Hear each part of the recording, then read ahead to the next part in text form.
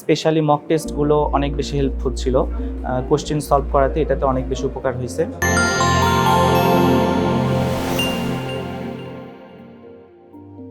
আসসালামু আলাইকুম, আমি ডক্টর মোহাম্মদ আবু সাইদ খান।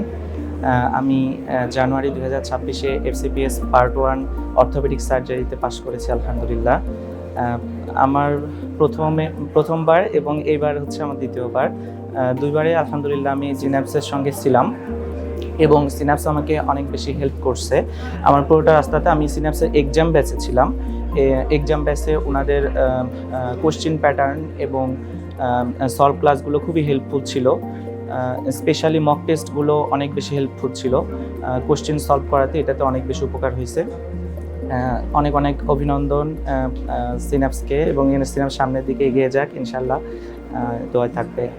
আসসালামু আলাইকুম।